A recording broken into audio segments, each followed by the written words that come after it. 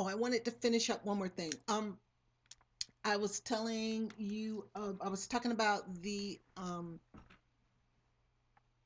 this pillow talk that they have the first morning after they, have had sex. Uh, this is new book stuff. Um, there was another discussion kind of parallel to that one sort of thing, and where he says, "Well, I heard, women of your race, have a desire, fetish, or something, for white, men." And she says something like, "Well, yeah, ever since Anthony and Cleopatra, I don't know," and something that's nothing new, or something like that, she says. And then he says, "Well, I know what he saw when he looked at her. I know what he, when he, the first time, Mark Anthony looked upon Cleopatra, I know what he saw. I know what he saw, that, the darkness and the raw, sensuality, and the uh I don't know, that it ignited something in him." Basically, he says something like that to her. So I'll have to work on that kind of stuff. Okay, I'm gonna get into a little bit of discussion about the characters. Like I've said before, yeah, I think my main character, I think that's the way I'll go. And I don't want them living like in Mississippi or anywhere like that, even though below the Mason Dixon line was below the line, no matter what, you know. But I'm thinking maybe Virginia, somewhere like that. Um, and he had a family there. Made her father, my main character, second book, her father probably made a pretty good living. I can't see them being like extremely poor. um and that, yeah, he went away to war and found out there was more freedom, for would be more freedom and more, um um opportunities for himself and for his little girl and for any other children that they had, would possibly have, and his wife, to come to France, to come to Paris to live there. So I think that's how she got there. I think I've cemented that. Now, the male lead, I talked about him a lot. Um, that he went through school using an assumed name, so no one would know who his family was. And he has a lot of sisters, and his mother is the one that's political. His father doesn't care. His mother's the one that comes from the long military family. His father is some kind of artist, maybe a photographer, maybe something like that, or maybe a filmmaker even. That would be even more, that maybe his father is um now making propaganda movies or something, but this is not really what he wants to do. And then behind their backs, he makes the kind of movies he wants to make. I haven't solidified that yet, but he'll talk to, almost called her name. I don't want to call their names. That he maybe even tells her this, and that's how we find out about him. That's another thing I say, why dialogue is so important. That this is how we find out about our characters and about their background, who their parents are, and where they were raised and stuff, through dialogue. You don't find those things out during narration. It's boring. It's absolutely boring, and you don't find out everything. And I mean, and there's just so much. I mean, if you spend so much time describing people and describing where they're from and describing what the, I'll have her and him through dialogue, discuss these things, and then that way the reader will know all about them. I think his rationalization is that he can do anything he wants. He can do anything he wants. And but I think he's very much surprised about the feelings towards the end. The feeling, like I said, when he first met her in Switzerland, it's a challenge. He just want to say he did it. And but as they write, as they communicate, as they then after they meet and they communicate face to face, and it's there physically, their um sexuality, like I said, is it's the same coin but different sides of the coin. That I think he gets really surprised by that. I think he gets really I don't know. I don't know. I think he no, I yeah, I do. I think he really gets surprised by that. I really think that he this begins to shock him, but it's not till the end when, like I said, it's too late, that he decides that he's going to try and go and do something, about it. So I don't want to talk about. I might talk about that towards the end of the videos because I'm only going to do like a couple more. I'm tired. It's time to eat. I'm always getting ready to eat. I know y'all think I eat all the time, but it's just that it's 5:30 ish or so, and I'll make a couple of more tapes. And I had lunch though, so um, some of the secondary characters are, of course, I said Madame. She's the owner of the nightclub and the leader of the little resistance pocket. She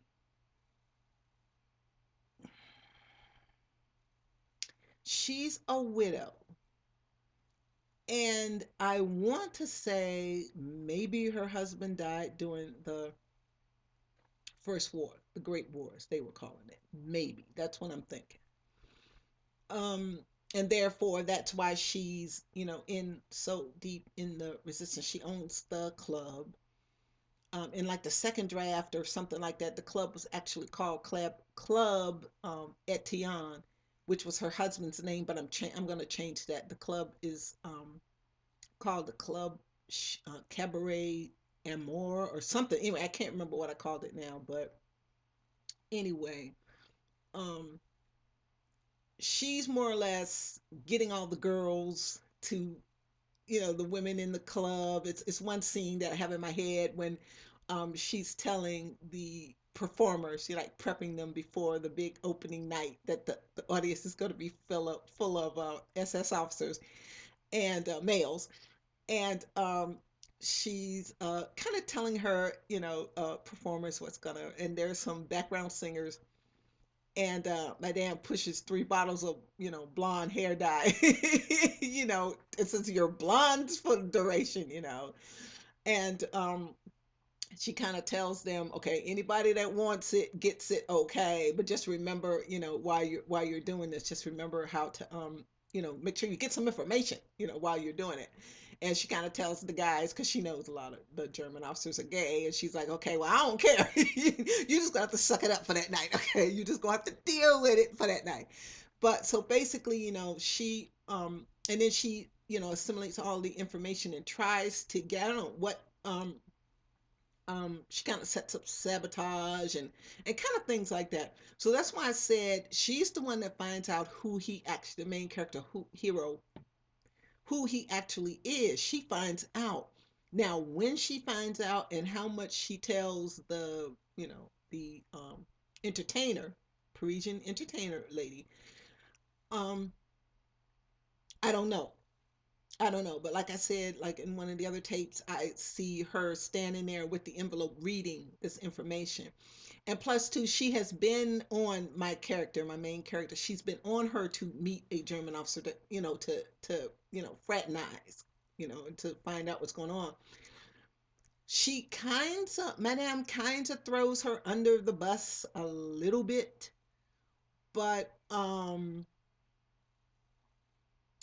in terms of she exploits the fact that the main character female has feelings for this man. She also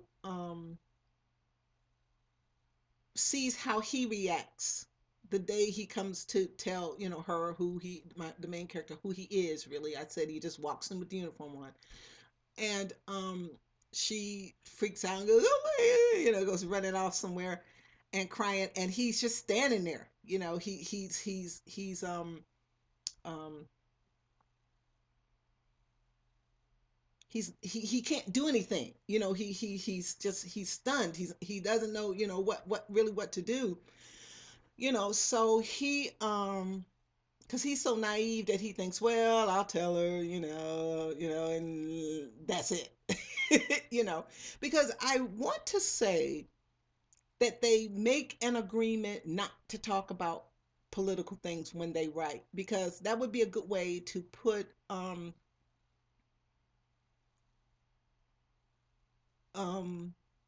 because if in her letter she starts talking about them, the what the Nazis are doing and yada yada yada, but also too, by him being German, she wouldn't talk about those things. I'm thinking she wouldn't say anything about those things because um I don't know, because she thinks he's a businessman or something. She's not really clear in her mind what she thinks, and I'm not clear in my mind what she thinks. Another side character is one of the collaborators. His last name starts with a C. I can't remember what, but I named him something. Um, he's like the little mole, always running about, sniffing about, and doing those kinds of things, and trying to get them to, kiss their occupiers' butts, all the time. He's the kind of person that, is sending his own people, transporting them east. So he's shady, shifty kind of character. He gets his in the end. I'm not really sure if what I was thinking the other night was to actually make my female character go on a mission. Should I make her actually go on a mission? Would something happen to one of the partisans and she have to go on one of these missions? I'm not really sure. I think that would be really cool. I really do think that that would add a little spark to it, but I don't know. All right, then there's another character that is named after one of my sisters. One of my sisters that is, happens to have the only French name out the whole bunch. And she wasn't in Autumn because I just couldn't sneak that in there. It didn't make any sense. So I'm going to use her name in this book. Um, she and my character are really close, and that's the close friend, you know, uh, uh, connection. She has to have a BFF, and she's a performer uh, at the club also. They've been friends. And the uh, after my main character spent the first couple of nights with him, it's their first encounter together, their first sexual encounter together. The next day, her friend was like, "What's up?" "What was up?"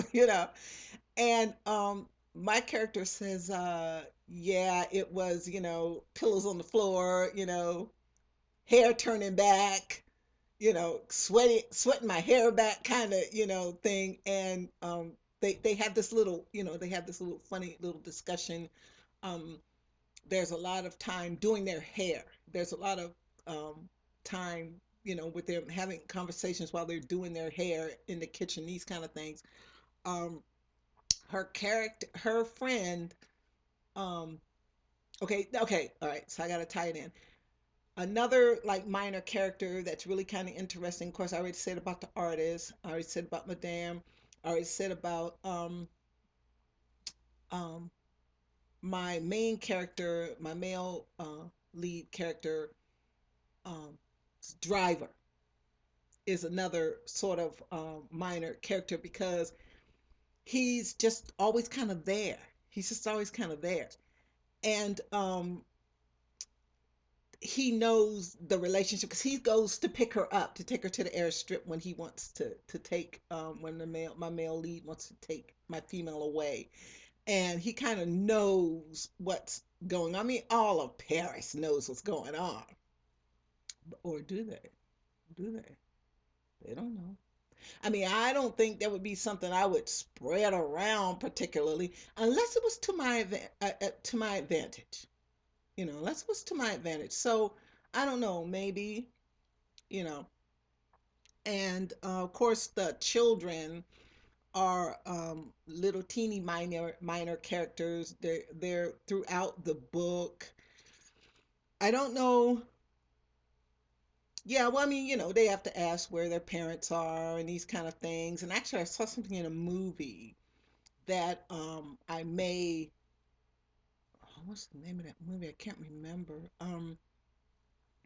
Where the parents have already been transported, the kids are left behind, and this woman writes a letter so that she can read it to these kids, so they would think something, that the parents just went away.